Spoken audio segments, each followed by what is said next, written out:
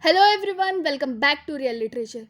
In this video, I will discuss one of the well-known poet, William Shakespeare. First, I will discuss his historical background. William Shakespeare is perhaps one of the well-known poets and playwrights. Although it seems not well known when he began his writing career, Greenblatt reports the staging of his plays in 1592 in London. He was born of a staunch Roman Catholic family, with his parents living in the times of conflicting stands between Catholics and Protestants. His cultural background and experience appears to spring all through his 38 plays.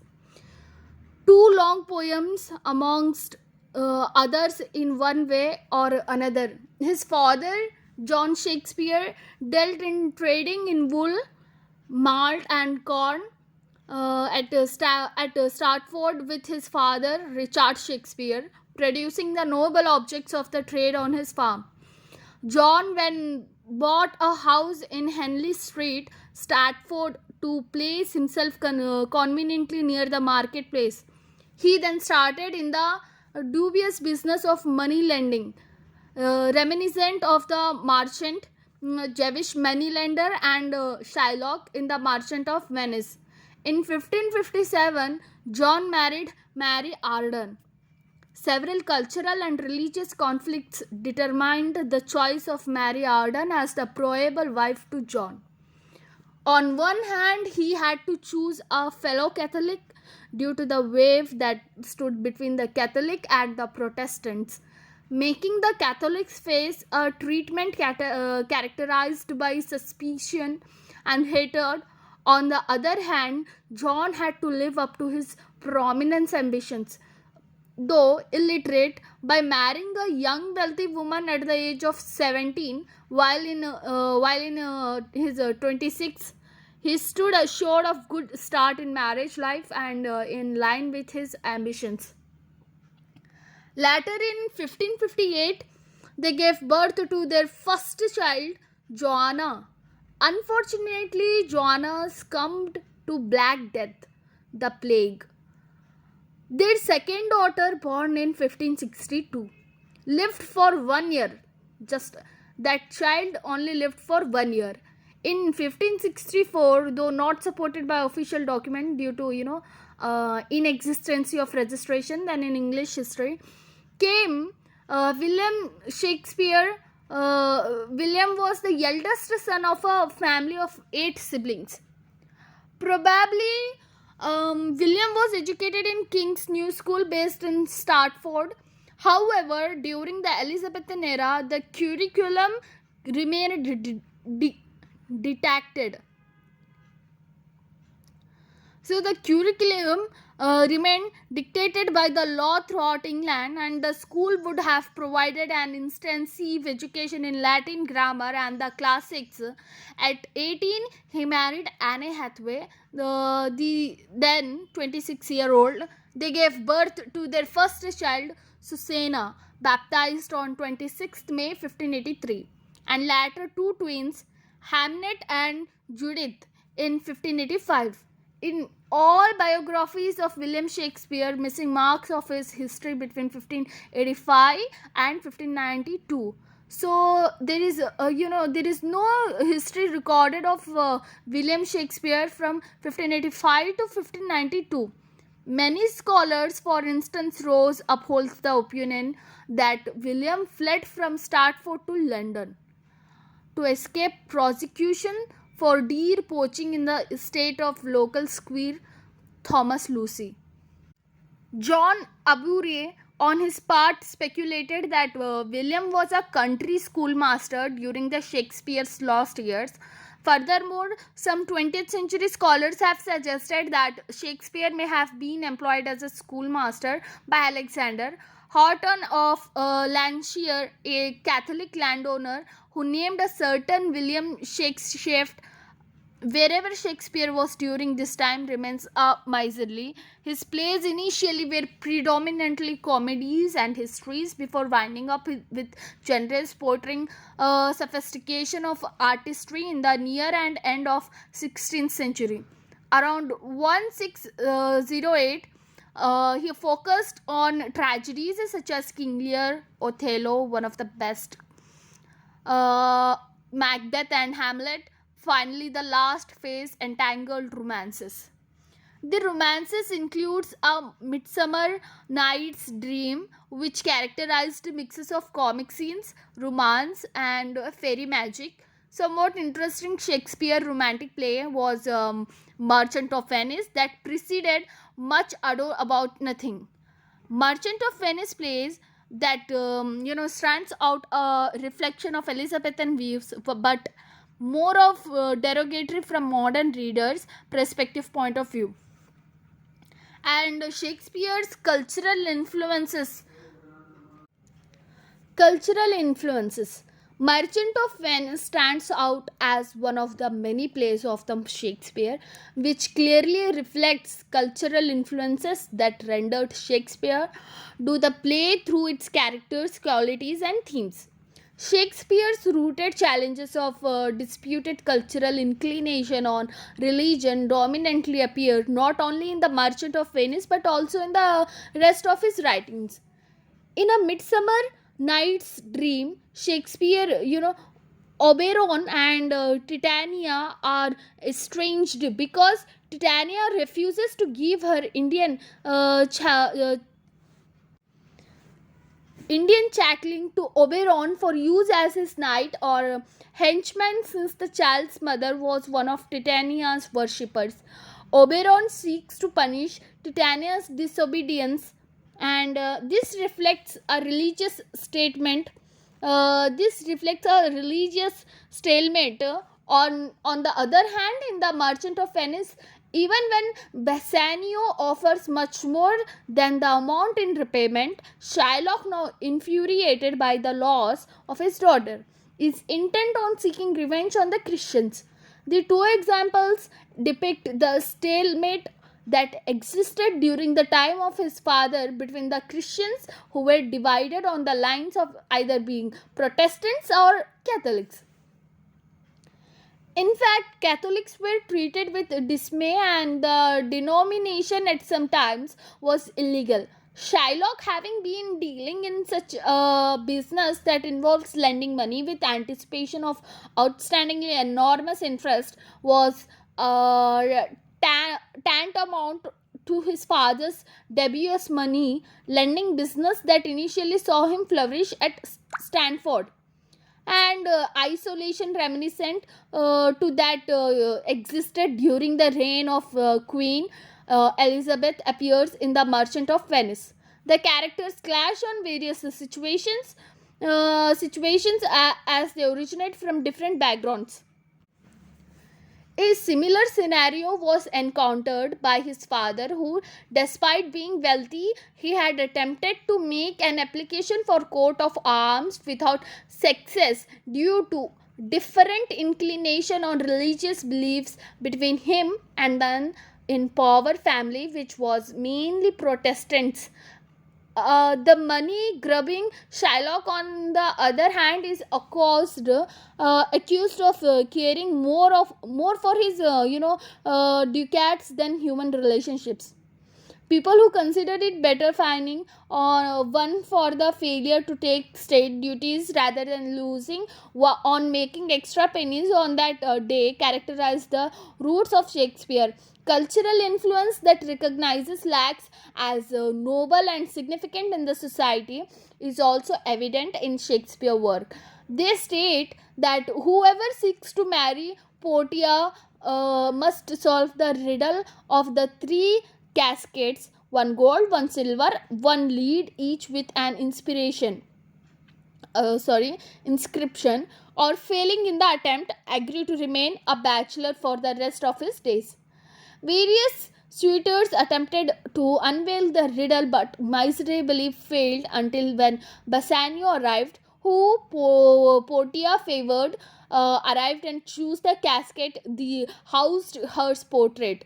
It reveals that marriage was not all that significantly grounded on love, reflecting on the manner in which his father selected his marriage partner based on intents to achieve his ambitions of remaining prominent. Though many refer Shakespeare's work as outstanding, it fails to receive pursue screening from skeptics.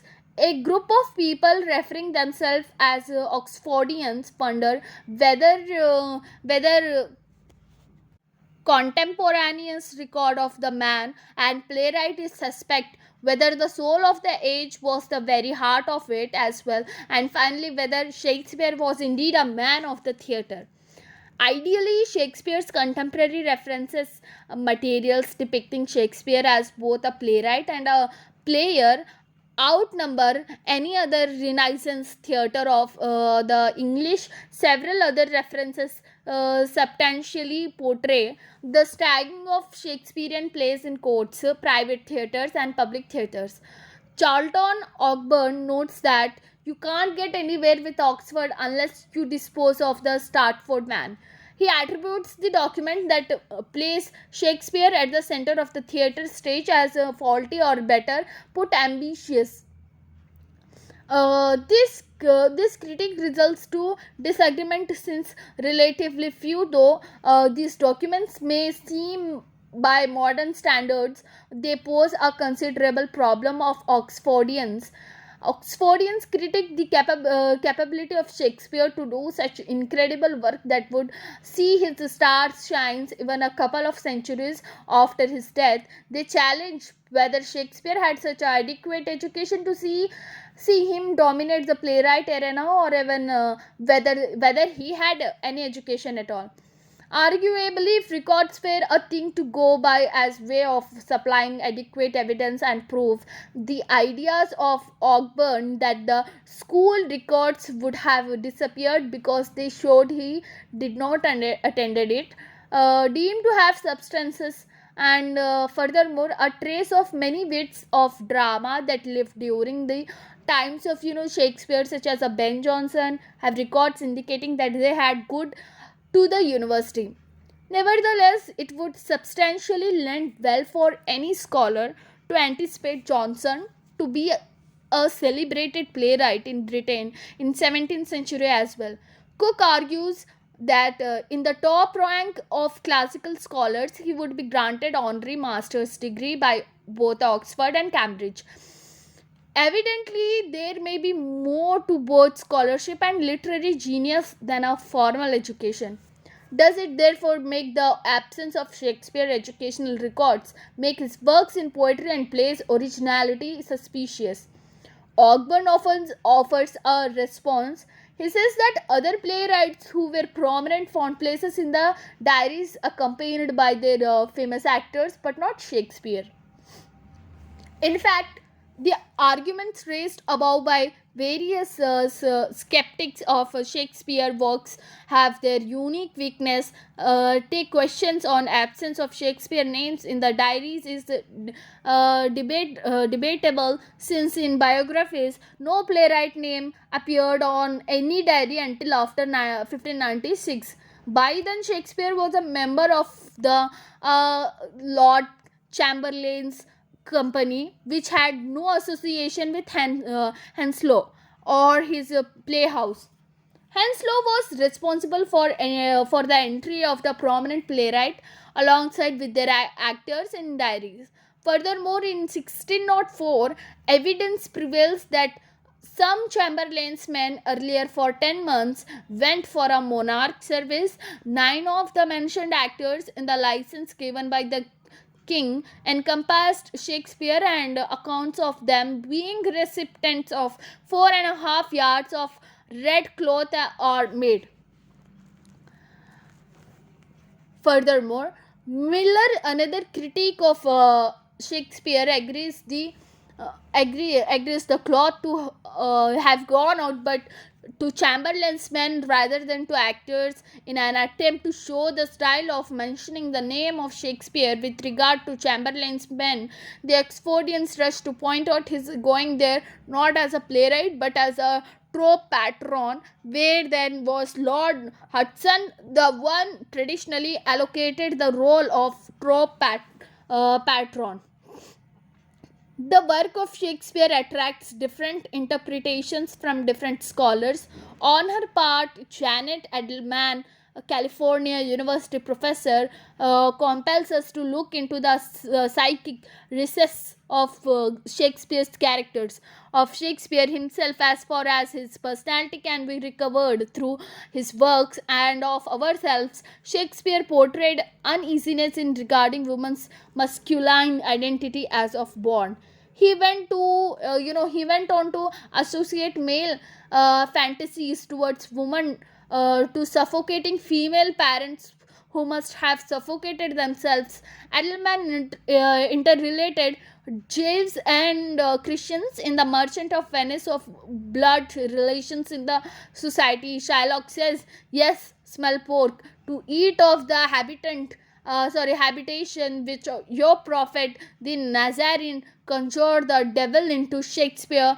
This makes Adelman say that these relations are an unsettling psycho theological reading of the play.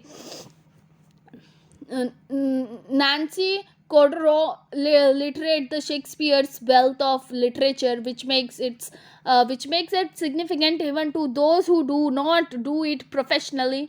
It helps shape everyone and incorporate it into one's part of personality, making somebody human rather than replicating what you do. Green feels that fantasies of maternal origins in Shakespeare's plays Hamlet, a book in which an in-depth analysis of the mother figures in Shakespeare's work, the female characters in the plays, and those whose absence raise questions. Shakespeare's play brings out the manner in which tone and sound effects are carefully combined alongside with communication to bring clearly out meaning, to facilitate in understanding how various issues afflict the society at large, both economically and socially. To understand Shakespeare's work amicably, one should attempt to explore the cultural, political, and religious conflicts that existed during the times when he did his poems and playwrights participating in performance in monologue credibly helps to interpret his work and therefore understanding humanity. A student noted, I discovered that when I performed the monologue of the Lady Macbeth, Act 1, Scene 5, that more or less it was very easy to become part.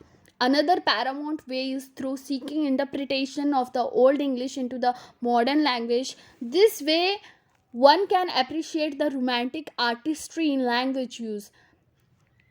NCTE notes that we were watching the suit life of Zack and Cody. They explained a phrase in English we use today. I could give Shakespeare the credit he deserves.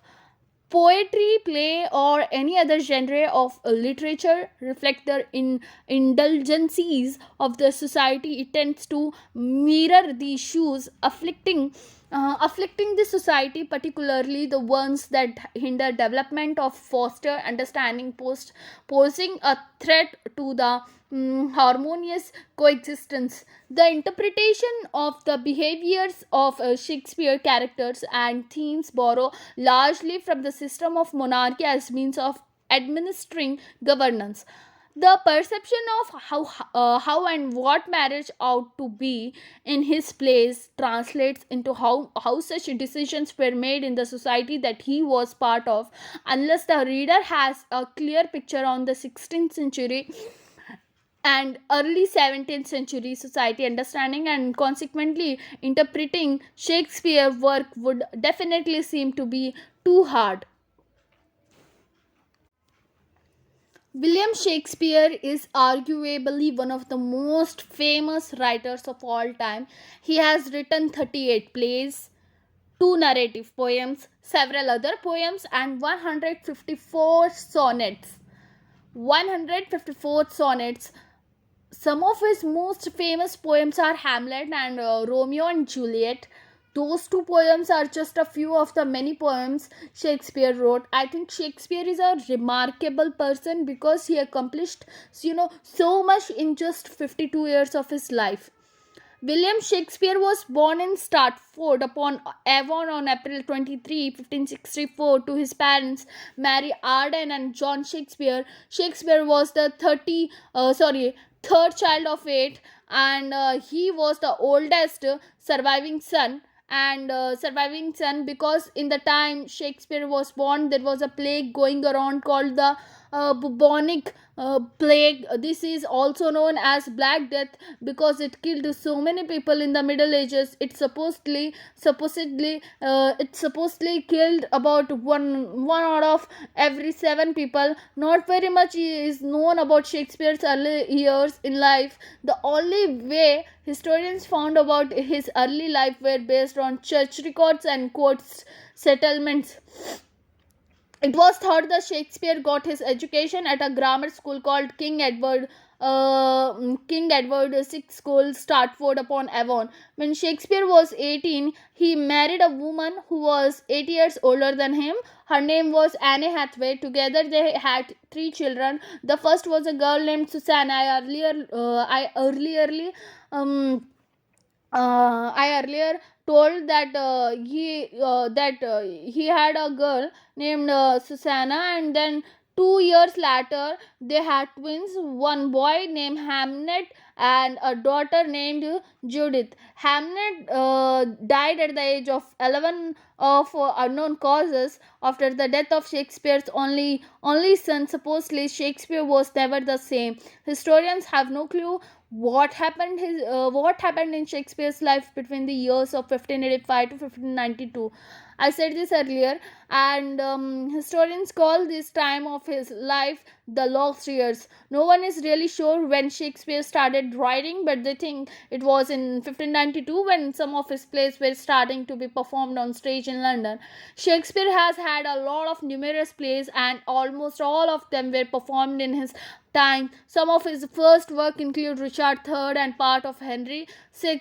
No one really knows when a lot of Shakespeare's plays were written, but most historians think it was sometime in the early 1590s. Shakespeare has two really famous narrative poems that many people read today: Hamlet and Romeo and Juliet. Hamlet was first printed in 1601 and could possibly be one of Shakespeare's most famous stories. This story is pretty much about Prince Hamlet planning revenge on Claudius for murdering King Hamlet. When he does kill Claudius, he takes over the throne of his father. One of the most famous quotes from the book Hamlet, written by Shakespeare, is "To be or not to be."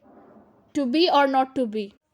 That is the question. Whether it is nobler in the mind to suffer the slings and arrows of outrageous fortune, or to take arms against a sea of troubles and by opposing and them. This is Shakespeare's longest narrative poem and maybe one of his most tragic, but the story Romeo and Juliet is right up there with Hamlet. Romeo and Juliet is a story that everyone in their life is going to read, especially in high school. If you go ask people that have graduated from high school what book they have remembered, what book they remember reading, I guarantee you that most of them will mention Romeo and Juliet. That just shows you how powerful Shakespeare's writings are. The story Romeo and Juliet is about two people who became to love each other, but where they come from, they are truly enemies. It is dramatic irony because since they cannot be together but they love each other so much, they end up killing themselves together. Romeo and Juliet is to me one of his greatest piece of work. Yeah, you would think that from all of Shakespeare's accomplishments and all of the writing he had done, that there would be a big influence in his life, but really there is no influence in his life. I think that the only thing he knew was writing, so he did what he did best, was really good at it. There are not many authors from that time that you read from these days, but everyone knows Shakespeare and his work. Even though Shakespeare might have not had a big influence in his life, he has influenced a lot of people today in their writing.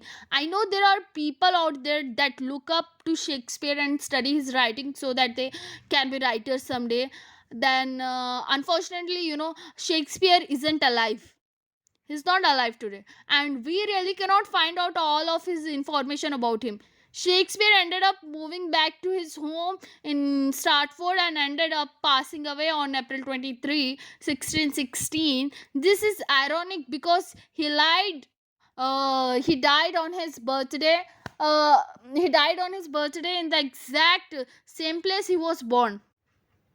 This seems so strange to me because no one dies where he was born, right? Shakespeare was buried in the Holy Trinity Church and is still buried there today, according to Petri Leocon from, I don't tell that link. So these are the four lines that are written on Shakespeare tomb. Good friend, for Jesus' sake, forbear to dig the dust enclosed here. Blessed be by man that spares test wounds, and crushed be he that mouses my bones. It was said that his wife and two girls wanted to be buried in the same grave when they died, but never did. Shakespeare is today still arguably one of the best poets writers in our history. His writings are still being read all over the world 400 years later, and I don't see that ending anytime soon. He lived a life of 52 years, accomplished so much, and dedicated his life to writing. I already told that Shakespeare's work include 38 plays, 2 narrative poems, 154 sonnets, and a variety of other poems. No original manuscript of Shakespeare's plays are known to exist today. It is actually thanks to a group of actors from Shakespeare's company that we have about half of the plays at all. They collected them for publications after Shakespeare died, preserving the plays. These writings were brought together in what is known as the first folio. It contained 36 of his plays but none of his poetry. Shakespeare's legacy is as rich and diverse as his work. His plays have spanned countless adaptations across multiple genres and cultures. His plays have had an enduring presence on stage and film. His writings have been compiled in various iterations of the complete work of William Shakespeare, which include all of his plays, sonnets, and other poems. William Shakespeare continues to be one of the most important literary figures of the English language. What I admire in Shakespeare, however, is that his lovers are all human, no earthliness hiding itself from itself in sentimental transcendentalism, no loves of the angels, which are the least angelic things I believe that floats in the clouds, though they do look down upon mortal feelings with contempt, just as the dark volumes of smoke which issues from the long chimney of a manufactory might brood very sublimely over the town which they blacken and fancy themselves for more ethereal than the vaporous which streams up from the earth by day and night. Shakespeare has written in all 37 plays. These plays can broadly be divided into four major types. Major types of plays written by Shakespeare are comedies, tragedies, romances, and historical plays. So these he wrote 37 plays, and these plays can broadly be divided into four major types.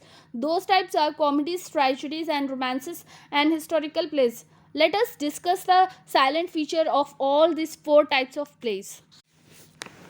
So, as you know, the first one is comedies. Shakespeare began his dramatic career with the comedies. The comedies cover the first two stages in the growth of his dramatic genius. The major comedies written by Shakespeare are the Comedy of Errors, Two Gentlemen of Verona, Measures for Measure, The Merchant of Venice, As You Like It, Twelfth Night, A Midsummer Night's Dream, A Much Ado About Nothing. The silent features of the comedies are these: romantic comedies, love stories, stories of heroines, romantic atmosphere. So in romantic comedies, Shakespeare's comedies are romantic comedies. They are all stories of love, beauty and romance, finally leading to happy marriages, through sincerity, devotion, sacrifice and steadfastness. They are all essentially romantic in spirit, as against the classical or satirical comedies of Ben Jonson, Congreve, Sheridan and or Goldsmith.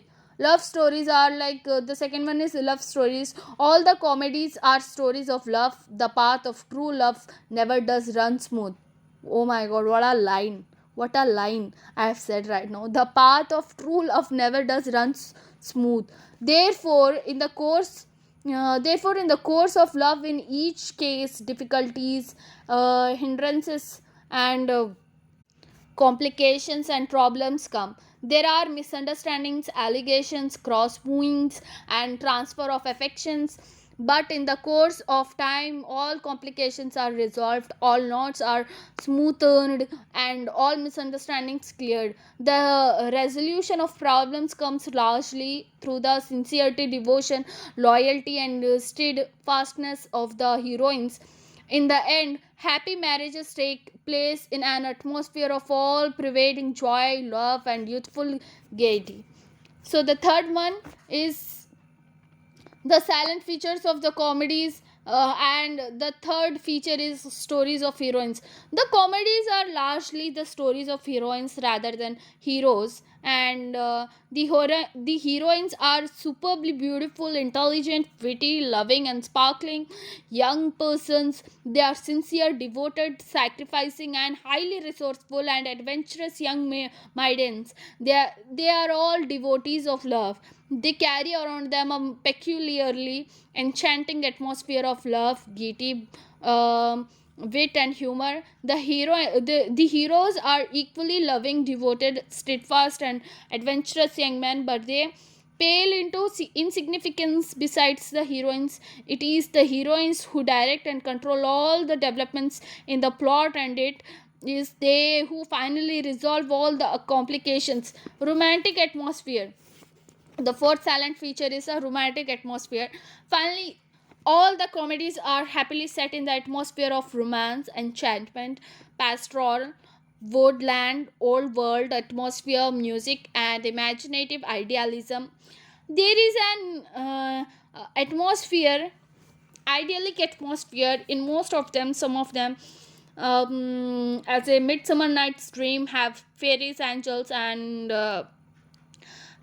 sportive spirits. They export the reader of the spectator to an imaginative world of fancy, imagination, and fairy folk. They all provide a happy escape from the grim realities of life tragedies. So, sorry, grim realities of tragedy. As I said, the his plays can broadly be divided into four major types: comedies, tragedies, romances, and historical plays. I already told about comedies play, and the second one is tragedies. The tragedies belongs to the third stage of the growth in Shakespeare's dramatic career. The four famous tragedies that belong to this period are Othello. It is one of the, it is very best play.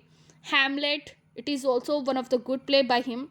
King Lear and Macbeth. The common characteristics features of these tragedies are these: stories of suffering and death, the tragic hero, pity and fear, tragic machinery. So, what comes in his tragedy is the common characteristics of his tragedy. Features of these tragedies are these: stories of suffering, I already told, stories of suffering and death, the tragic hero, pity and fear, and tragic machinery. The tragedies, stories of suffering and death. What comes here means these tragedies are stories of intense human sufferings and death. The hero suffers simultaneously on all planes, physical, emotional, moral, and spiritual. The real intensity of his tragic suffering lies in his emotional and spiritual agony. In the existing circumstances of the hero, death comes to him more as a relief than a punishment. In the same process of suffering and moral agony, the heroine also dies.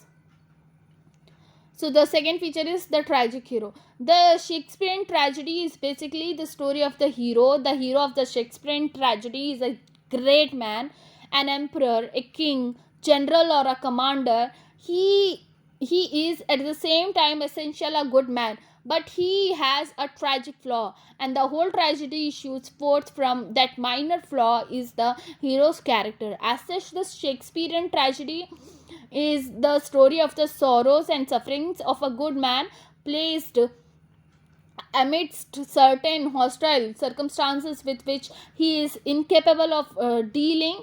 Therefore, the hero enlists our deepest pity and sympathy in his suffering and death. So, the third feature is it is pity. Pity and fear. Every Shakespearean tragedy produces the twin feelings of pity and fear. Pity arises from the undeserved and unmerited sufferings of the hero, and fear from the apprehension of more sufferings to come.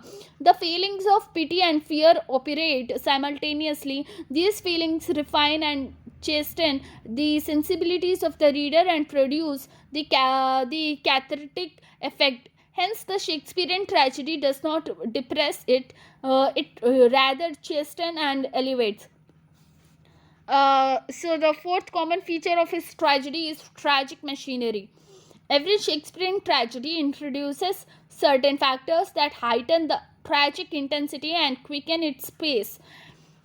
The first amongst them is the presence and operation of a malignant fate. Every tragic hero seems to be struggling against his hostile fate, which ultimately proves too strong for him.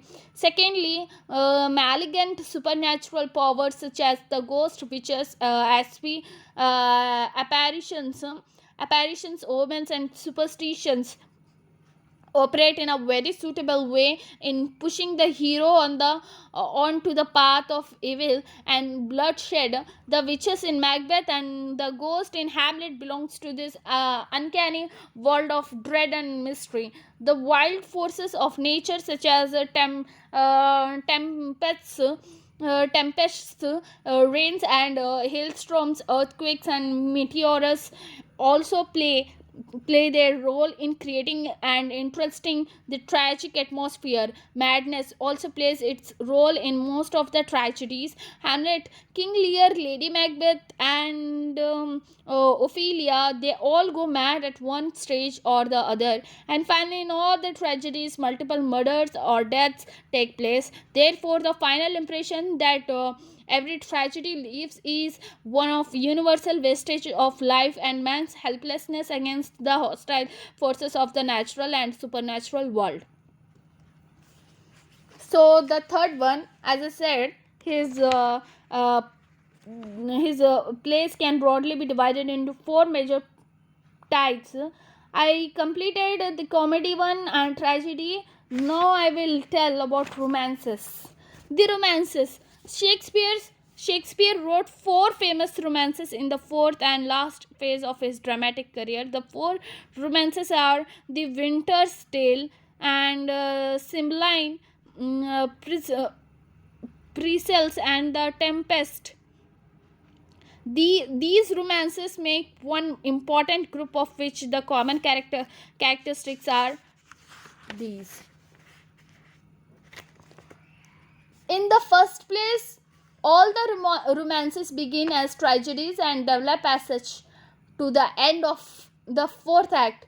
It is in the last act only that the tragic catastrophe is averted, and they all end happily in a renewed spirit of love, friendship, loyalty, and reconciliation. Higher and nobler moral and spiritual values such as love, constancy, forgiveness, repentance, conciliation, and reunion play their role in bringing together estranged the aggrieved parties. Therefore, these plays are often called moral and spiritual allegories. Children play a very vital role in all these plays. The estranged parents or friends are brought together and united in bonds of permanent love and friendship by the children. The children are born and grow into youth, one as a prince and the other as a princess, and they fall in love with each other and finally marry. It is through their marriage that lost friendship and love are restored. And finally, in all of them, sea and tempest play an important. Thus, all the romances are sweet tragedy comedies. They are all allegorical in meaning and drive home the sublime lesson of the overall importance of higher moral values of constancy, loyalty, repentance, forgiveness, and reconciliation. And his fourth one is historical plays. Shakespeare also wrote in different stages of his dramatic career certain historical plays which taken together make one important group. The important historical plays are Richard II, Henry IV, Part 1 and Part 2, and Henry V, Richard III, and Henry VIII. Their common characteristic features are these. The historical plays deal with the medieval period of the British history, roughly from the 12th to the 15th century. They are all largely tragic plays, striking the great irony of kingship. With the exception of Henry V, they all end tragically. Each begins with the display of the magnificence and autocratic rule of the monarch, and each ends with the imprisonment and murder of the king. In each, the base is the historical fact, but the events of history are suitably molded and even changed to suit the demands of the stage and dramatic effect. The queen plays an important role in each play, generally in bringing about the tragic end of the monarch. Each display the magnificence and grandeur of medieval England and very effectively creates an old world atmosphere. Each is thus a product of the patriotic spirit that ruled supreme in the Elizabethan England. So here I will discuss about Shakespearean criticism. It is very important to know about when we are talking about William Shakespeare, we have to know Shakespearean criticism. No good writer, as Landor says, was ever long neglected, no great man overlooked by men equally great. There is abundant proof of the esteem in which Shakespeare was held in his own day. He was recognized as the greatest of them all. His writings were believed to be such as neither man nor muse can praise too much. His contemporaries had never any doubt about his greatness. Of the contemporary comments upon Shakespeare is that of Ben Jonson, which is best remembered and most quoted, and with justice, as Jonson not only had the finest critical mind of his day, but as dramatist and poet he is different in kind from Shakespeare, that his opinion has a peculiar interest. Ben Jonson spoke of Shakespeare's works with something of the consolation that comes from superior scholarship, that just as the sense of contrast with Shakespeare also made him pride himself on the originality and construction of his plots. But no nobler tribute will ever be paid to a friend the verses of this warm-hearted Brully rival. To the memory of my beloved the author Mr. William Shakespeare, and what he had left us. Shakespeare is admitted to have surpassed the Greek and Latin dramatist Johnson's own masters. He was not of an age, but for all time, and he had excelled not merely because he was the poet of nature, but by reason of his art. In private conversation, Johnson is known to have said that Shakespeare wanted art, meaning thereby that he did not always take sufficient care, and Johnson has some responsibility for the statement to be found again and again in varied words and later critics that there was more art in his work and more nature in Shakespeare's.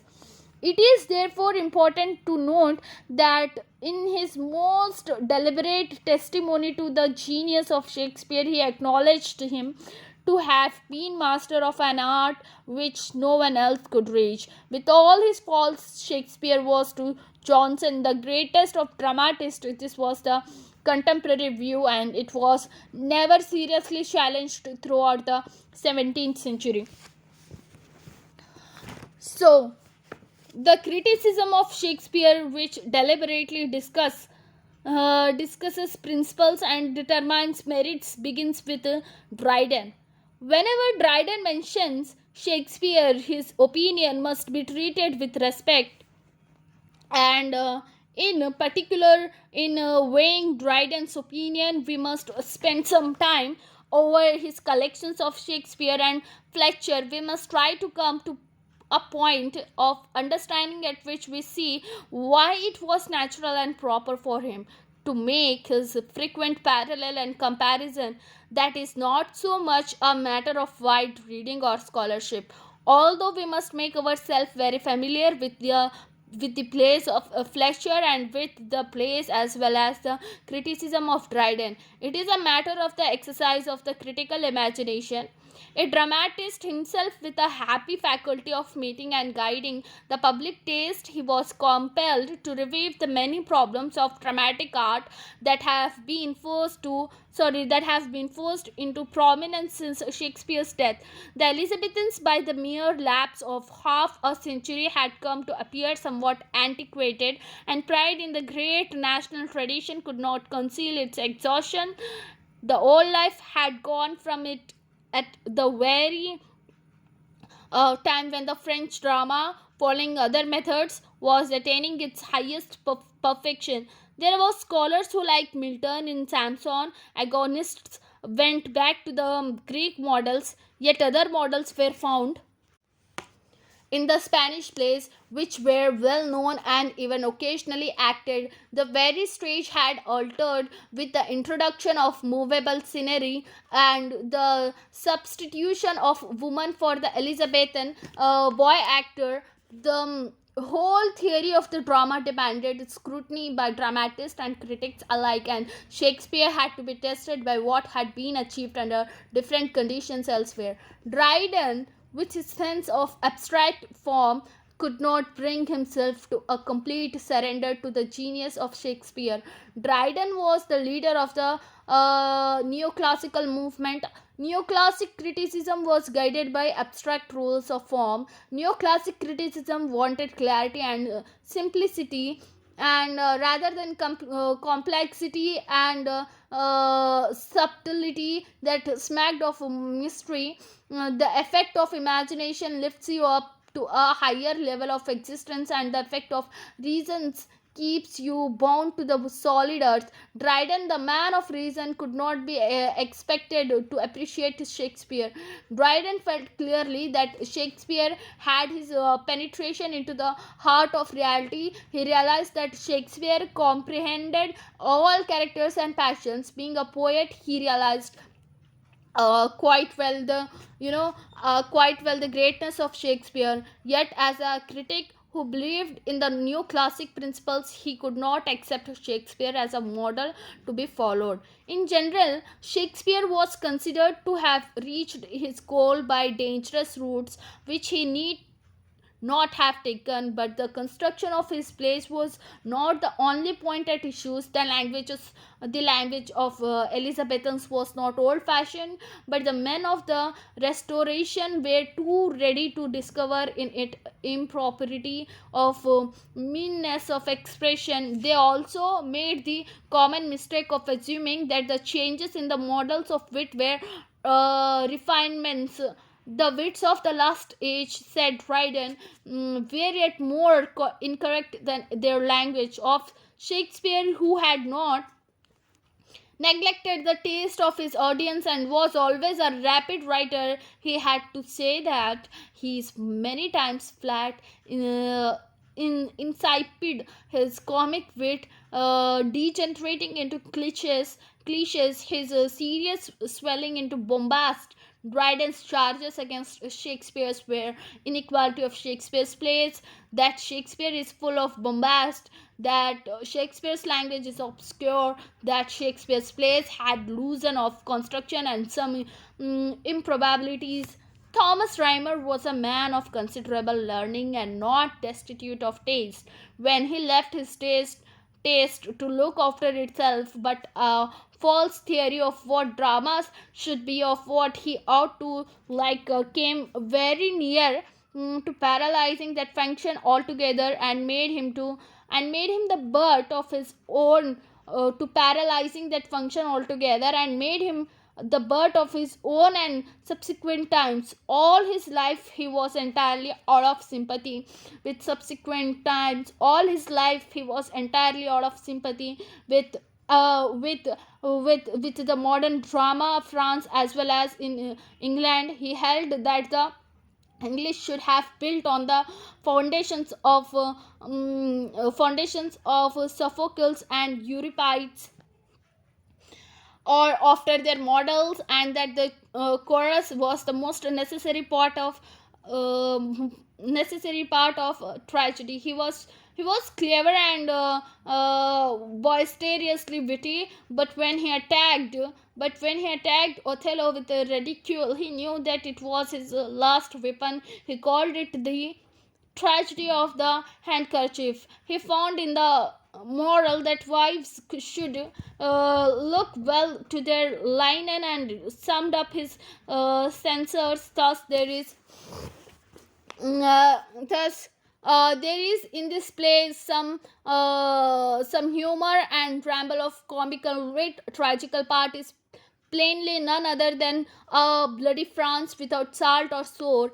As soon as we enter the 18th century, was feel a change in the atmosphere of criticism, and in reading the criticism itself, we are aware that Shakespeare is beginning to be more read than seen upon the stage.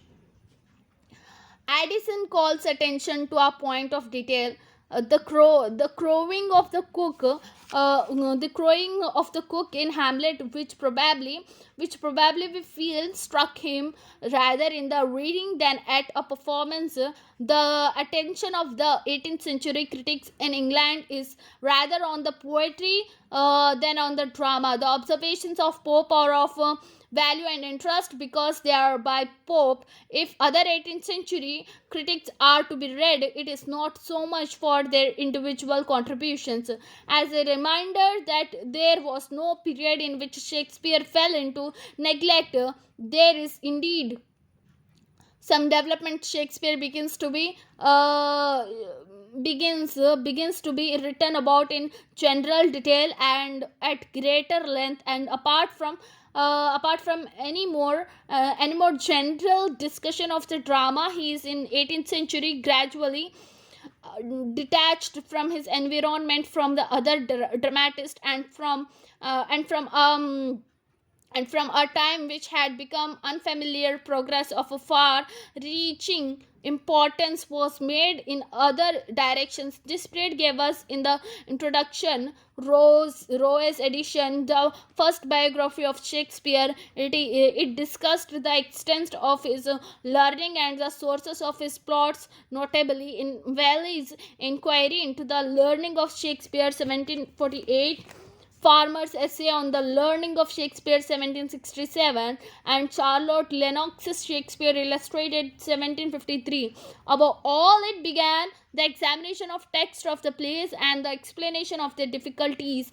To pass from Dryden to Johnson is to make the journey from one oasis to another. The critical essay of Dryden, the preface to Shakespeare by Samuel Johnson, is the next of the great pieces of criticism to read. Dr. Johnson was the exponent of common sense in life and literature, that is, the merit and the defect of the criticism of Shakespeare. Johnson describes Shakespeare's play as composition of a distinct kind, not comedies, histories, or tragedies. In this connection, Johnson makes another most remarkable but not sufficiently remarked observation. The players who in their edition divided our author's works into comedies, histories, and tragedies seem not to have defined the three kinds of by any very exact or definite ideas. To those who would divide periods and segregate them into classical and romantic groups, T.S. Eliot comments the study of this sentence and of what Johnson says afterwards about the relation of the comic and the tragic. This preface to Shakespeare was published in 1765, and Voltaire, still writing in 10 years and more after his event, was maintaining an opposite point of view. Johnson was so deeper than Voltaire in this as in most matters. Johnson perceived, though not explicitly, that the distinctions of tragic and comic are so superficial for us, though he did not know that they sprang from a difference in ritual. As a poet, he was a fine poet. Johnson is at the end of theatre, but as a critic, and he was greater as critic than as poet. Johnson has a place comparable to that of Cowley as poet. Johnson says in tragedy he often writes with great appearance of toil and study what is written at last with little felicity, but in his comic scenes he seems to produce without labor what no labor can improve. And T.S. Eliot comments, this is an opinion which we cannot lightly dismiss. Johnson is quite aware that the alteration of tragic and comic is something more than an alteration. He perceives that something different and new is produced. The interchanges of mingled scenes seldom fail to produce the intended of passion through all these denominations of the drama. Shakespeare's mode of composition is the same, but why should Johnson have thought that Shakespeare's comic parts were spontaneous and that his tragic parts were labored? So this is the question. Here it seems to me Johnson, by his simple integrity in being wrong, has happened upon some truth much deeper than he knew. For those who have experienced the full horror of life, tragedies still inadequate. Sophocles felt more of it than he could express. When we wrote Oedipus the King, Shakespeare, when he wrote Hamlet, and Shakespeare had the advantage of being able to employ his grave diggers, in the end, horror and laughter have become as horrible and laughable as they can be. And whatever the conscious intention of the authors, you may laugh or shudder over Oedipus or Hamlet or Lear or both at once, then only do you perceive that the aim of the comic and the tragic dramatist is the same. They are equally serious. All this is suggested to me by the words of Samuel Johnson. What play to perceived has not been noticed by subsequent dramatic critics. The dramatic poet uses the conventions of tragic and comic poetry so far as these are the conventions of his day. There is potential comedy in Sophocles and potential tragedy in Aristophanes, and otherwise they would not be such good tragedians or comedians as they are. They might be added that when you have comedy and tragedy united in the wrong way or separated in the wrong way, you get you get sentiment of amusement. The distinction between the tragic and the comic is on account of the way which we try to live. When we get below it, as in Lear, we have an account of the way in which we do live. Johnson refutes those critics who had thought that Shakespeare violated prosperity here and there with his observation that Shakespeare scenes are occupied only by men who act. He does not think that Shakespeare committed any sin by breaking the rules of the unities. Verisimilitude, says Johnson, is the object of the unities. Delusion, he says, is the essence of drama. If one fiction, the actor as the character impersonated, can be accepted, he asked, why cannot other fictions be accepted? So this is the question. Why cannot other fictions be accepted? This is the sound common sense approach to literature. We must confess the faults of our favorite, he explained in a letter to Charles Burney, to gain credit to our phrase of his excellencies. The passage of the carelessness and inequalities, the quibbles and idle coincides it remarkably searching and may here and there be too strongly worded. It gives the impression that Johnson, in his scrupulous regard for truth, had tried to say the very worst that a judicious admirer could ever be forced to admit. The same reasoned impartiality which led him to describe the faults also compelled him to pronounce as high a eulogy as has ever been written on his side of idolatry. This, therefore, is the praise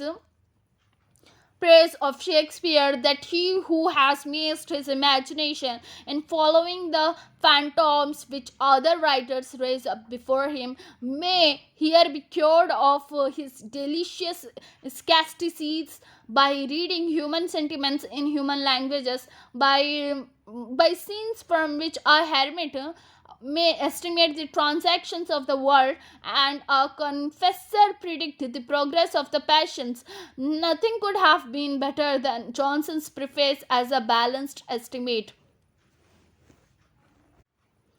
Morgan's essay on the dramatic character of Sir John Falstaff is the first conspicuous number of a long line of criticism dealing with the character of the personages in the plays, considering not only their actions within the play itself but interfering from their behavior on the stage, what their general character is, that is to say, how they would behave in other circumstances. The book grew under Morgan's hands till it became more than its title promised, not merely a vindication of Falstaff's courage, but an enthusiastic exposition of the genius of Shakespeare as revealed in the minute examination of a single character.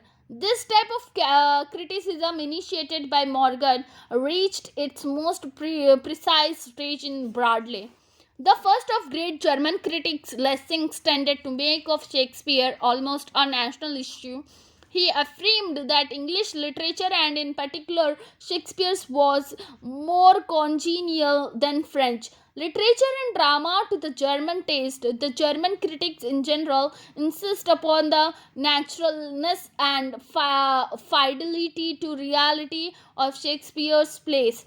harder, a critic of considerable understanding begins to appreciate the existence of something like a poetic pattern in calling attention to the fitness between the passions of the personages and the scenery in which these passions are enacted, neglecting the circumstances in which the plays are written, and indeed the historical information was not information was not available and paying little attention to their dramatic merits. The available and paying little attention to their dramatic merits, the Germans concentrated their attention chiefly upon the philosophical significance of character. They penetrate to a deeper level than that of the simple moral values attributed to great literature by earlier times and foreshadow the criticism of life. Definition by Arnold. Furthermore, it is not until this period that an element of mystery is recognized in Shakespeare. That is one gift of the Romantic movement to Shakespeare's criticism, and one for which, with all its excesses, we have reason to be grateful. It is hardly too much to say that German critics and Coleridge, by their criticism of Shakespeare, radically altered the reflective attitude of criticism towards poetry. In the interval between Morgan and Coleridge, the best work on Shakespeare was won by the scholars such as Stevens and Malone, who contributed to the elucidation of the text. They contributed so great wealth of linguistic, antiquarian and bibliographical knowledge that latter research has done little more than supplement it. Hazlitt's Characters of Shakespeare's play, which was published in 1817, was the first book in which the criticism of the century spoke clearly and confidently, but Coleridge had already been lecturing on Shakespeare for several years, and Lamb had written his magazine article on the tragedies of Shakespeare.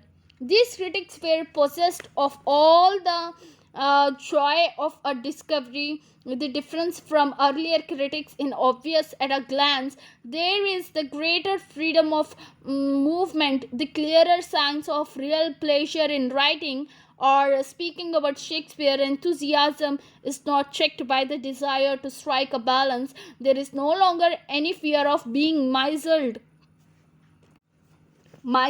by superstitious veneration. These critics did not hold with Johnson that it was necessary to confess faults in order to gain credit to their praises of excellences. They did not just pass judgment. They gave an interpretation. They held in Hazlitt's words that a genuine criticism should reflect the colors, the light and shade, the soul and body of a work. The great question they set themselves to answer was not how far Shakespeare has succeeded, but how Shakespeare is to be understood. The plays are regarded as embodiments of a real life. The characters are treated as fellow beings of whom the plays preserve our only record. There is none of the aloofness which must accompany the judicial attitude of watching the craftsman at his work, and nothing the varying results. Johnson's main interest was in Shakespeare. The man business of 19th century critics was with the world of his creation. When they studied the order development of his art and demonstrated its unity, their attitude was the philosophers in describing the phases of a great phenomenon in nature. It is nothing if not reverential and sympathetic. It opens new vistas and communicates a sense of exaltation and wonder. Coleridge, the most important of them all, regards poetry as idealization of life.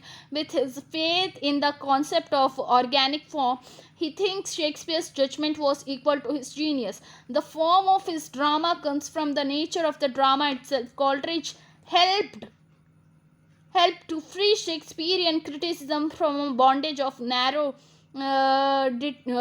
didacticism. Coleridge makes the following important points. The interest of Shakespeare plays in independent of plot and story. The interest centers in character. Therefore, Shakespeare lays more emphasis on acceptations than on surprise. If the character is known, his actions will also be foreseen. Juxtaposition of opposites. Polonius in Hamlet is a peculiar mixture of two irreconcilable wisdom and folly. Dogberry the fool behaves like a wise man in much ado. Shakespeare kept the high road of life. Interfusion of the lyric and the characters are to be inferred. They are not described. Psychological criticism derives from Coleridge with his emphasis on character. Poetic criticism is anticipated by Coleridge. Historical criticism is initiated by Coleridge. As Eliot observes, Hazlitt Lamb and De Quincey do but a constellation about the primary star of Coleridge. Their work is chiefly important as reinforcing the influence of Coleridge. Lamb enunciated the principle that Shakespeare's plays are for the study and broadly completed the Coleridge tradition in Shakespeare's criticism. Once the chronology of the plays had been established in its main outline, the task of tracing Shakespeare's growth of maturity, his summits of achievements, and in general the pattern of his creative career was facilitated in England. William Spalding, Charles Knight, and Henry Hallam, and in Germany, Hermann Ulrisi and G.G. Gervinus were the chief builders of a Shakespeare whose pattern of growth could be traced in well-marked successive periods. In David Mason, in 1865, we get the first glimpses of the sentimental final mood of reconciliation theory. Dowden's Shakespeare, His Mind and Art, which was published in 1875, is the first book in English and to give anything like a unified and rounded picture of the whole achievement of the dramatist.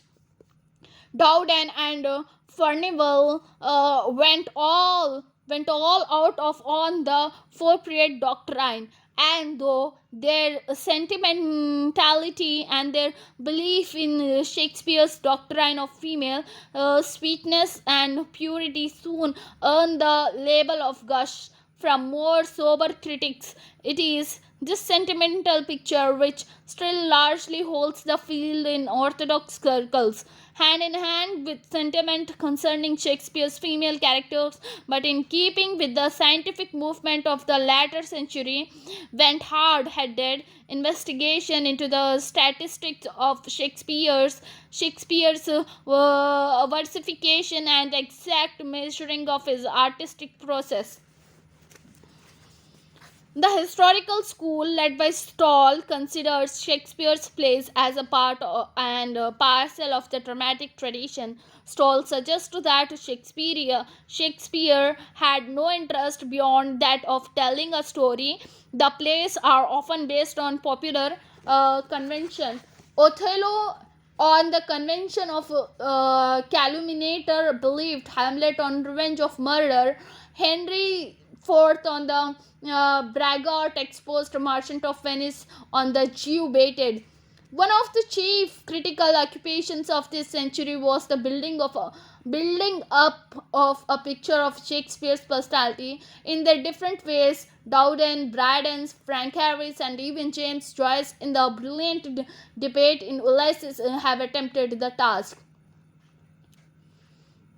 G. Wilson Knight is concerned primarily with the analysis of poetic symbolism, the interpretation of the plays in relation to each other, and what he calls the Shakespearean progress and the subordination of character to the poetic meaning of the play. He enunciates his principle in this way. In a drama, we are interested in the sequences of time. That is how we can understand plot and character to reach the inner layer of meaning. You have to give up temporal perception and accept spatial perception. Then you have the proper inter animation of words, phrases, and symbols. The function of imagery has been studied by a number of modern critics.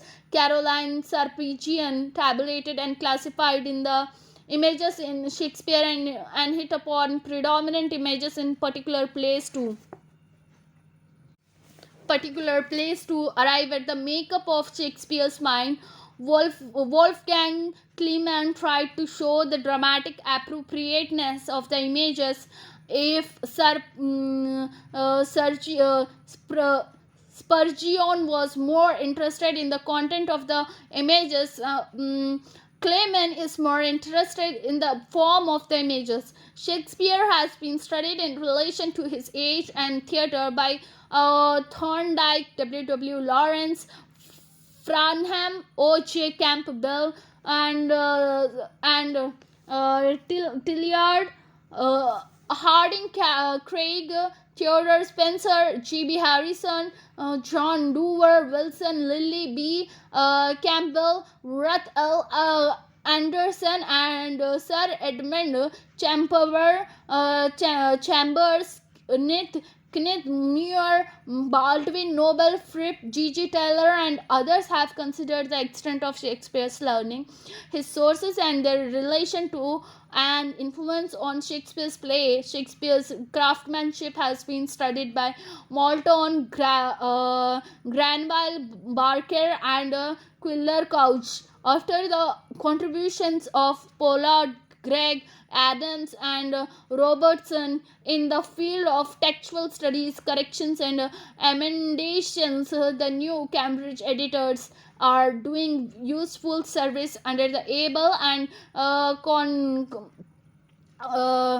conscientious guidance of John Dover Wilson.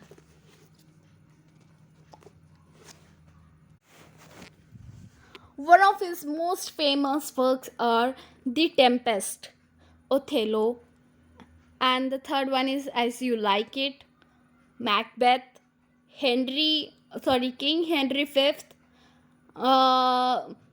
Cymbeline, Hamlet, Romeo and Juliet, Love's Labour's Lost, Antony and Cleopatra, Twelfth Night, King Lear, King Henry Fourth, which was part 1, and Coriolanus, Julius Caesar, Friskebad, and The Merchant of Venice, A Midsummer Night's Dream, Much Ado About Nothing, Measure for Major, Timon of Athens, The Winter's Tale, Theo Sonnets, King Henry IV, Part 2, Richard II, etc. etc. So it was all about his criticism, Shakespeare's criticism, or his play's criticism. Now, life of Shakespeare.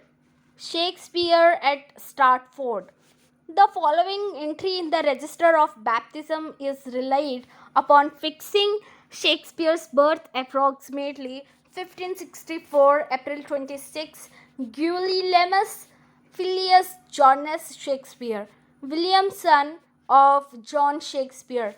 The practice was to baptize the child within a few days of its birth, so 23rd April is conventionally fixed as Shakespeare's birthday. His birthplace was Stratford on Avon in Warwickshire. Round the town there are more or less distant hills, and the view of it from the nearest, the Welcomes Hills, shows the town nestling in the broad valley.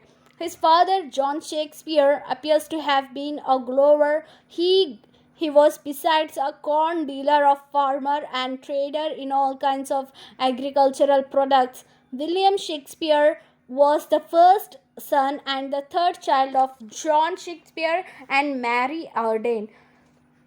So his here we know here we come to know that his father's name was John Shakespeare and his mother's name was Mary Arden. So he was the first son and the third child of John Shakespeare and Mary Arden, daughter of husbandman and landowner. John Shakespeare prospered in worldly life till he rose to be the mayor of Stratford and then its chief alderman, and thus he gained a coat of arms as a gentleman. It is usually held that Shakespeare went to the Free Stratford Grammar School at the age of 7, stayed there till he was 14 or 16 at the latest, when he picked up his little Latin and less Greek.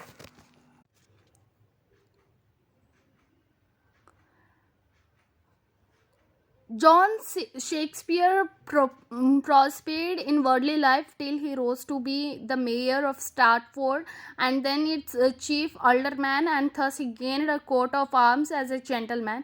It is usually held that Shakespeare went to the Free Stratford Grammar School at the age of 7 and stayed there till he was 14 or 16 at the latest, which he picked up his little Latin and less Greek. If his picture of the winning school boy with his satchel and shining morning face, creeping like a snail unwillingly to school, be not impersonal, then we may suppose that Shakespeare was at some school and had written the above account from his personal experience.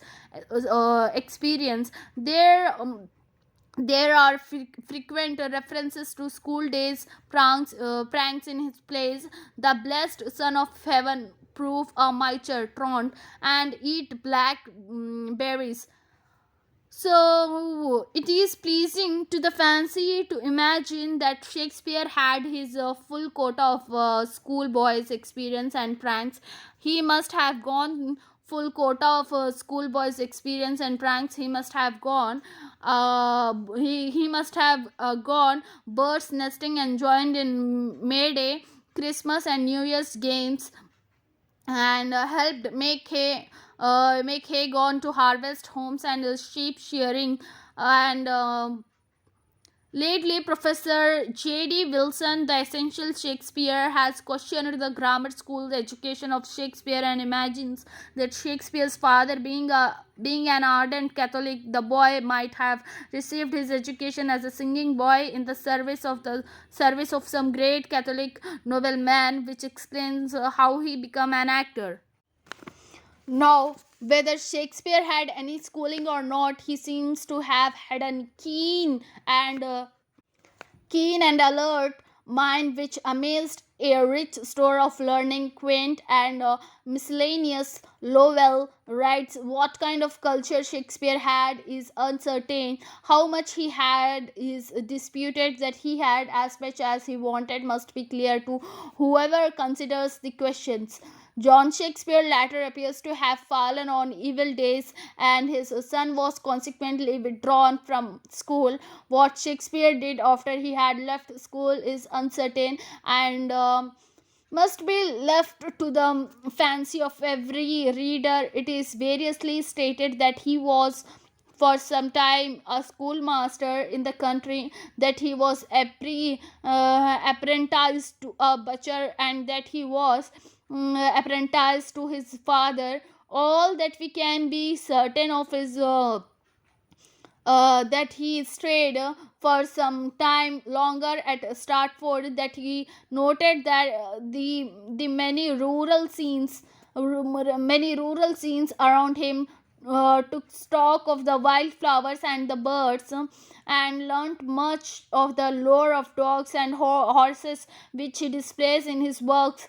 His frequent references to sports, hawking, coursing, and hunting make us believe that he must have seen all of these frequently and probably may have indulged in them personally.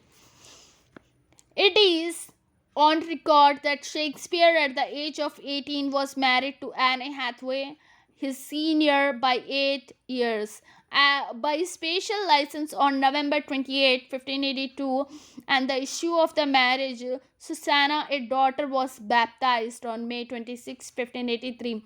His twins Hamlet and Judith were baptized on February 2, 1585. Thus, when he was hardly 21, he was burdened with three children and a wife 8 years older than himself, and it is believed that he must have been much worried about them. Whether his marriage was a happy one must remain an open question. Whether his marriage was a happy one must remain an open question. Shakespeare, of course, dwells on the incongruity of a woman marrying one younger than herself in the 12th night, second, of the disdain and discord which grow through such a incompatible union in the tempest, fourth, that is of a wife's jealousy in the comedy of errors, and but the inference must be left to every reader as it pleases him. J.D. Wilson asserts, in any case, to nail one more slender to the counter, there is no ground whatever for imagining that his married life was an unhappy one, which is not the same thing as saying that he himself was model husband. His domestic entanglement might have been this reason for his abruptly leaving Stratford to seek his fortune elsewhere. Traditions gives a different cause that Shakespeare joined some wild young fellows in breaking into Sir Thomas Lucy's park at Charlicote, about 3 miles from Stratford, and stealing his deer, for which and for writing an awfully bad ballad against Sir Thomas. The latter so persecuted the poet that he had to leave Stratford, but it is all uncertain. It is, however, generally supposed, though without any sure ground, that Shakespeare left Stratford in or about 1586. The Queen's Players paid a visit to Stratford in 1587. It is said by some that this was probably the turning point in Shakespeare's life. At any rate, sooner or later, he left his birth town for London and took the way to fame and fortune. Shakespeare in London. So here, the legend that Shakespeare, on his first appearance in London, employed himself to holding horses outside theatre doors, or worked in a printer's or lawyer's office, is not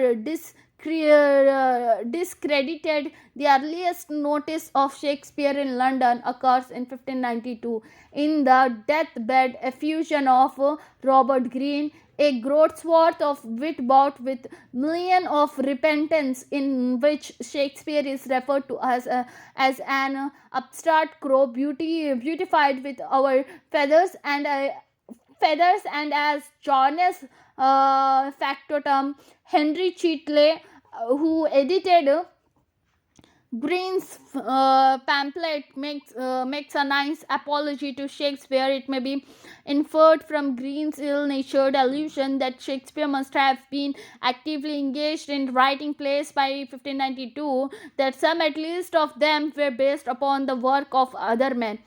The playhouse with which tradition connects Shakespeare was called the theatre, built by a player and joiner, James Burbage, in 1577 in the fields outside the city walls on the west of Bishopsgate Street in Shoreditch in 1598. It was pulled down and in 1599 rebuilt as the Globe on Bankside Southwark.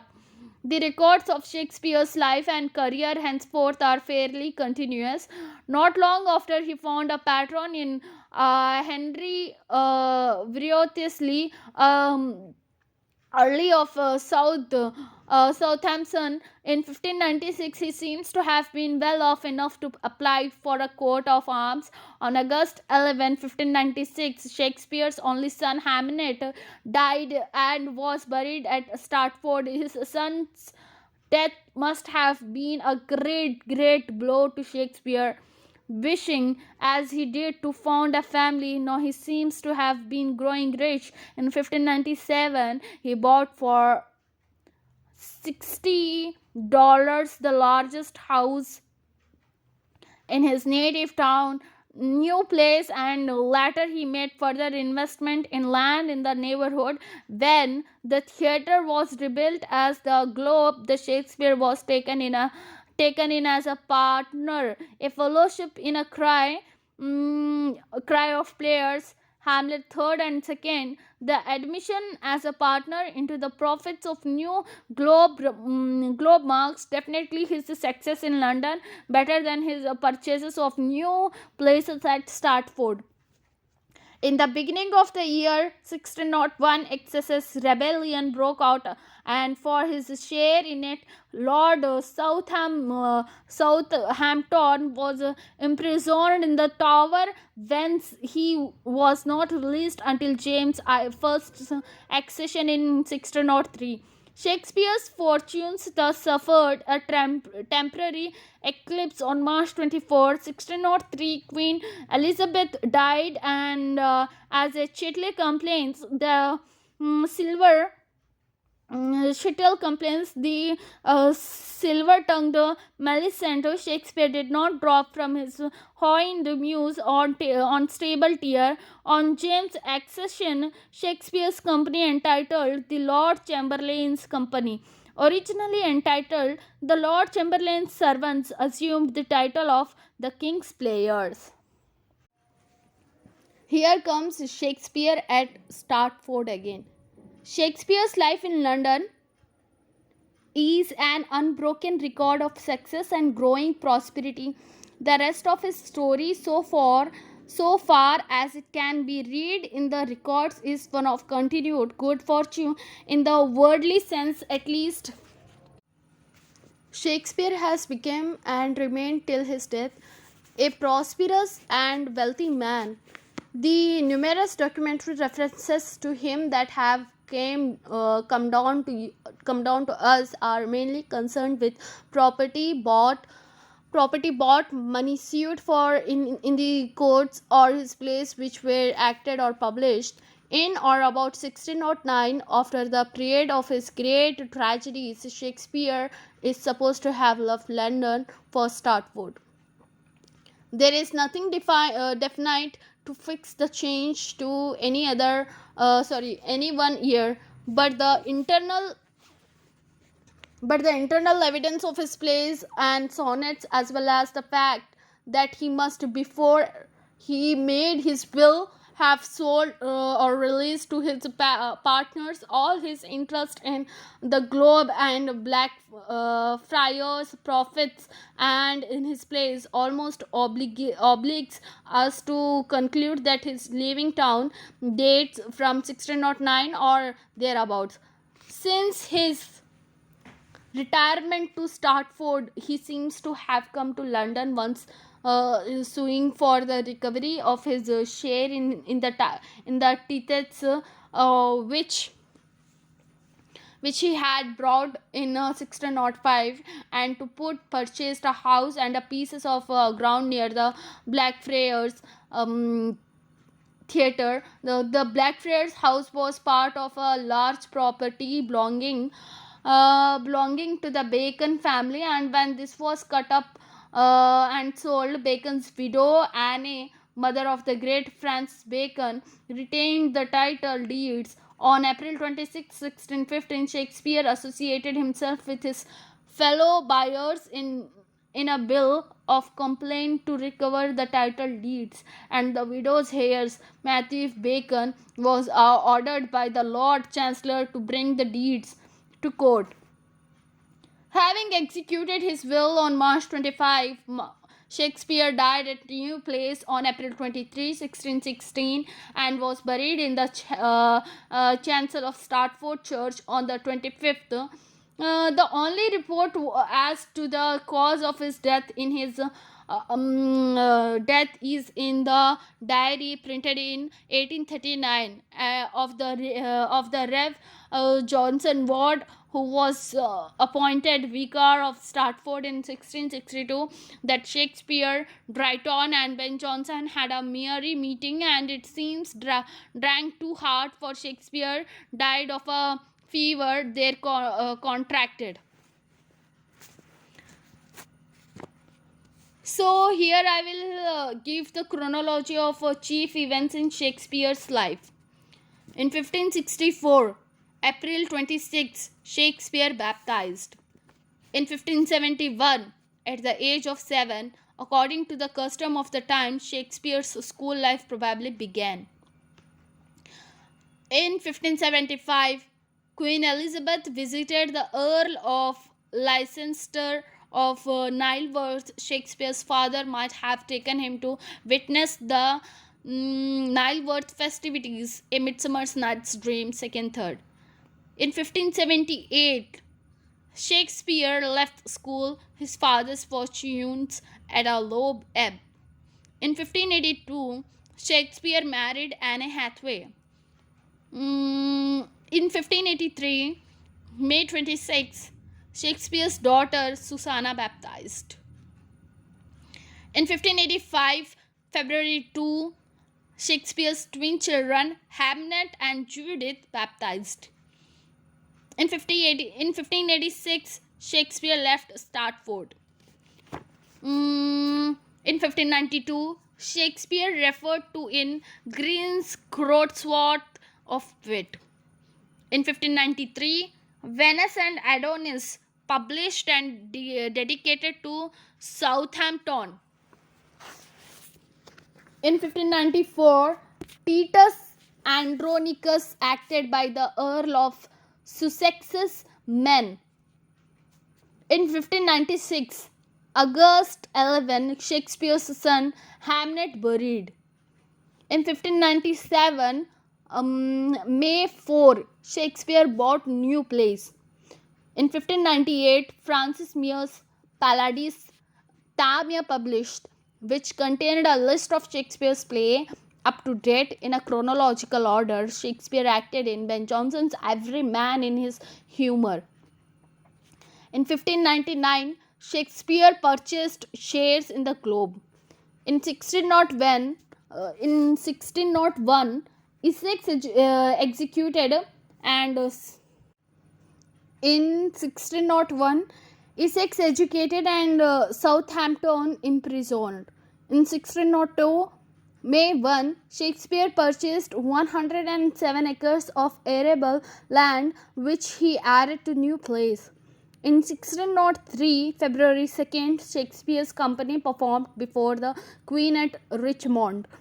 In 1604, March 15, Shakespeare took part in the procession on the occasion of James' entry.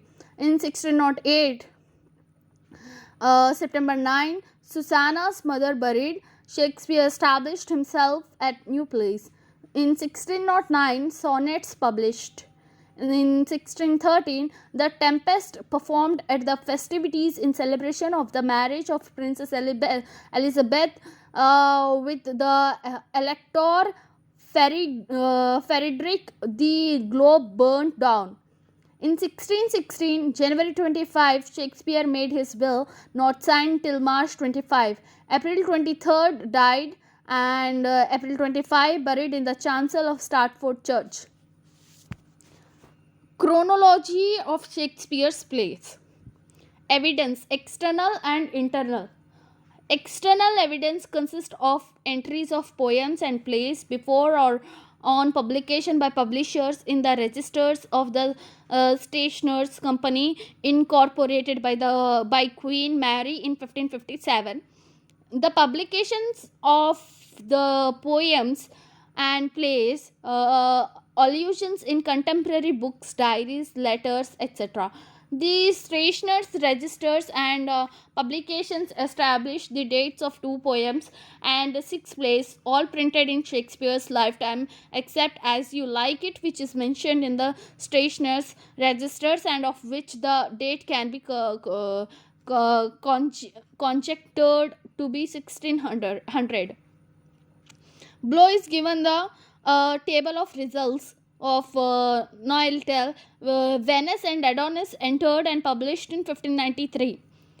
Lucrece entered in 1594. First Henry IV entered in 1597 and published in 1598. Much Ado entered in 1600. Hamlet entered in 1602. Hamlet entered in 1602 and published in 1603 to 4. And King Lear entered in 1607, published in 1608. Priestless entered in 1601, published in 1609. Allusions in contemporary books, etc., gives the dates of 5 plays: Romeo and Juliet before 1595, Julius Caesar 1601, Twelfth Night February 1602, Winter's Tale 1611, Henry VIII 1613. The books are diaries which supply the dates are as follows: Weaver's sonnet in his epigrams Grammys 1595.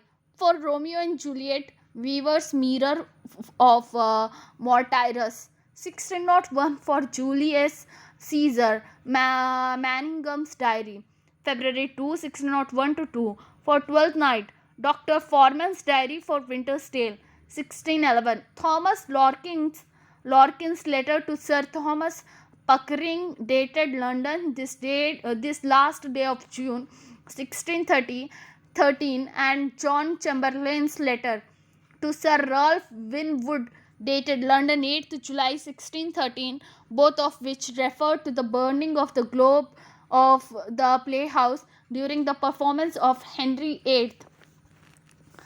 Internal evidence consists of allusions in the plays to past or contemporary events, and also relies upon the style and temper of the works. Allusions in the plays to contemporary events suggest positively the date of one play, Henry V.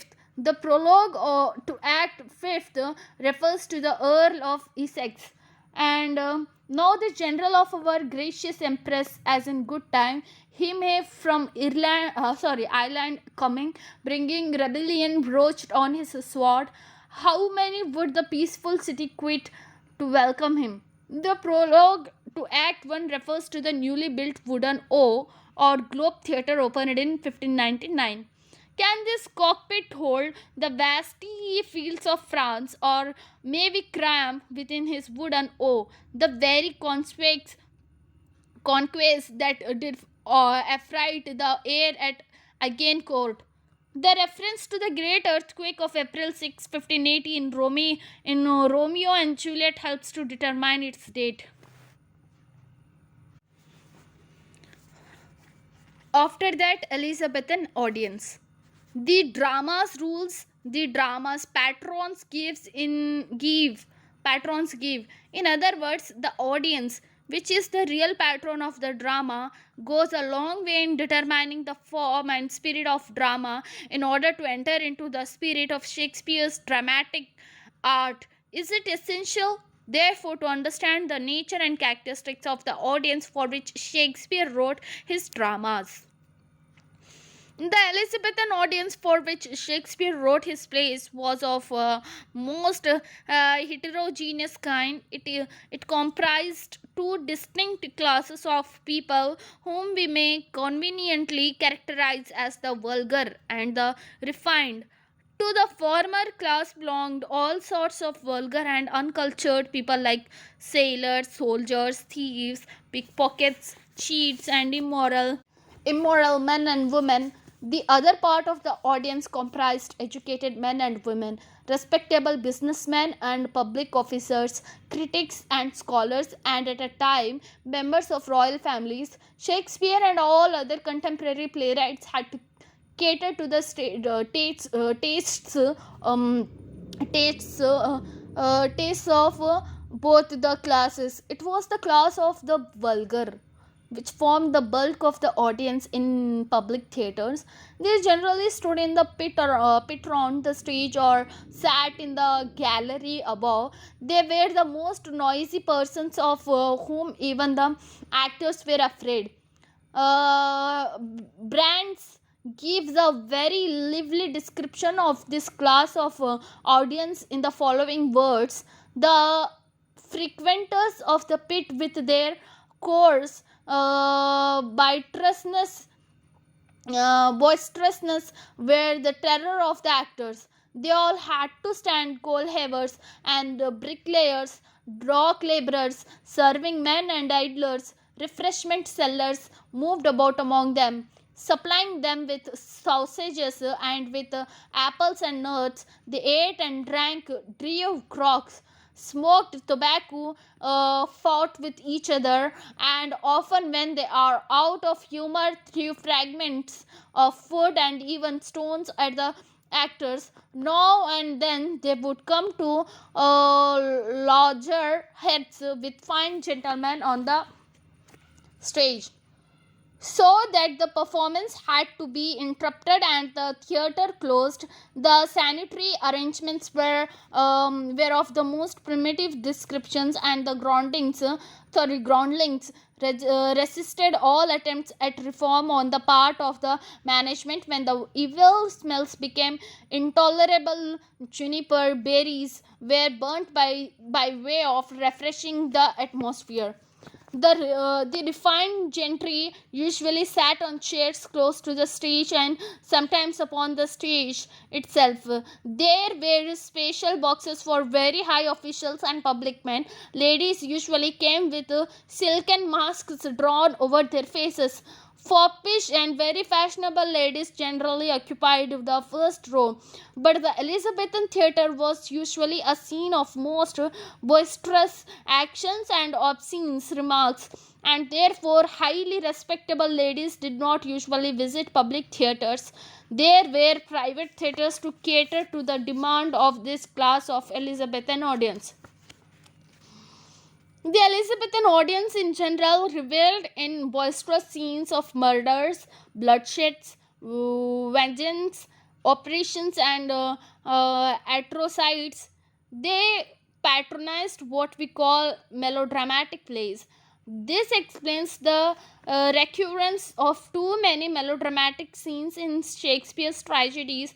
The ingratitude of Macbeth, the frailty of Hamlet's mother, the suspicious nature of Othello, the inhumanity of Regan and Goneril, and so many other scenes of murder, bloodsheds, and battles were not repulsive to most of the Elizabethan audience. The Elizabethans rather delighted in them. They highly appreciated Marlowe's Tamburlaine, which is nothing but a long succession in human murders and battles. Thus, theatres were very much in vogue in the Elizabethan England. For the spectators in general, theatres they were not merely places of amusement and entertainment, but also of social gathering and instructions. The theatres served the purpose of newspapers, magazines, and journals. The Elizabethan dramas, being the mirror of the age, exhibited to the public what was going on in England and abroad. What Francis Bacon said of studies, he might well have said of the dramas of his age, as serving for delight, for ornament and for ability. So the next one is life in Elizabethan England. Two potent forces, the Renaissance and the Reformation, are to be reckoned with within estimating Elizabethan England. In England, happily, one was not opposed to the other. Both the forces blended and cooperated. The Reformation in England tended to be humanistic, and the Renaissance was not discovered from morality, as it was in Italy. A great uplifting of the spirit was produced by these two movements in the First place, the medieval obsession with death, and the other word was replaced by the very joy of living. Secondly, intellectual curiosity, quest for knowledge, unbounded and unexplored, became the keynote of the age. Marlowe's Tamburlaine well expresses the spirit of the age. Nature that framed us of four elements, warning within our breast of regiment, doth teach us all to have aspiring minds, our souls whose facilities can comprehend the wondrous architecture of the world and measure every wandering planet's scores, still climbing after knowledge infinite and always moving as the restless spheres will us to wear ourselves and never rest.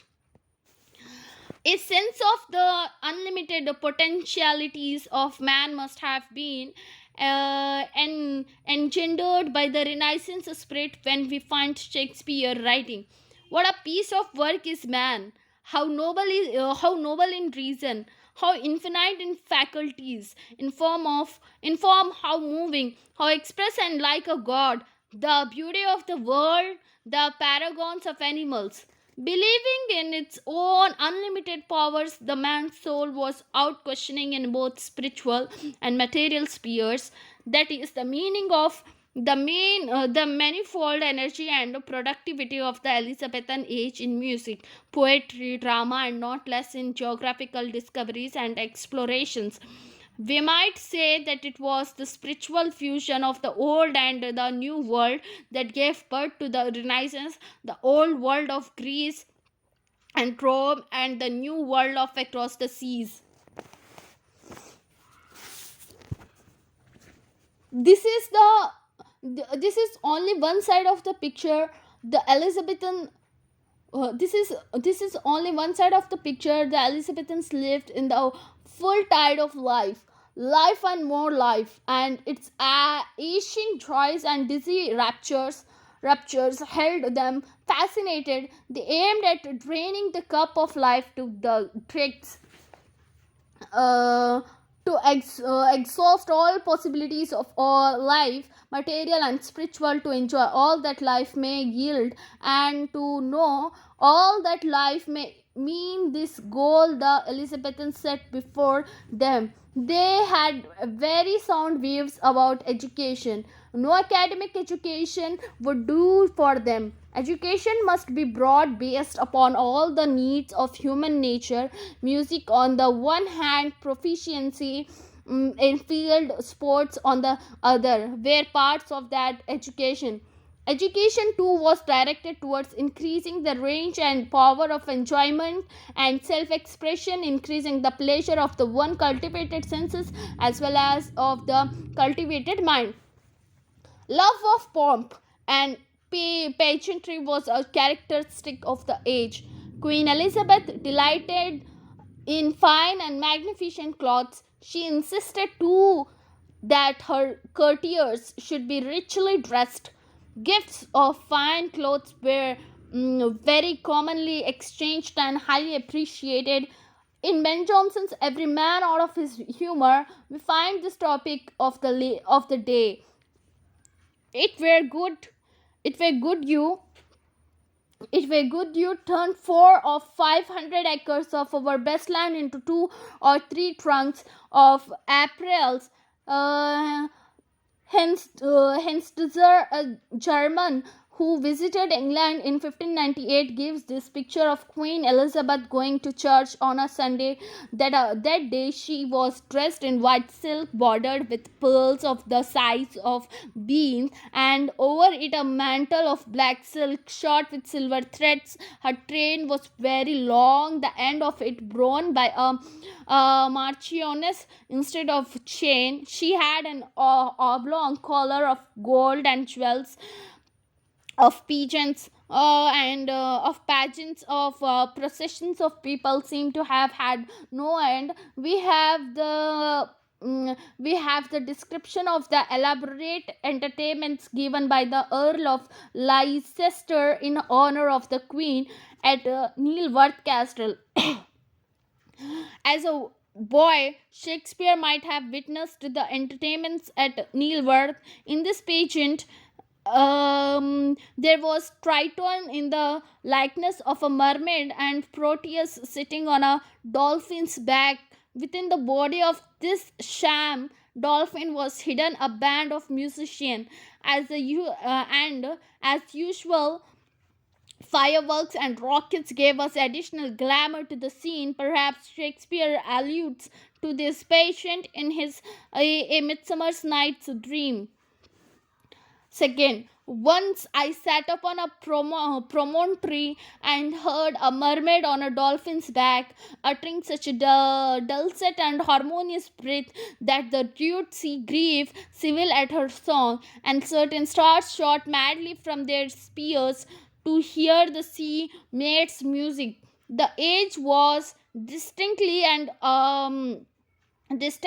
voidly in favor of sensuous enjoyment, which the growing wealth of England enabled them to realize. William Harrison's, in his description of Britain, which was published in 1567, in the year of 1567, has the following observation on the innovations that were brought about by the growing wealth of England.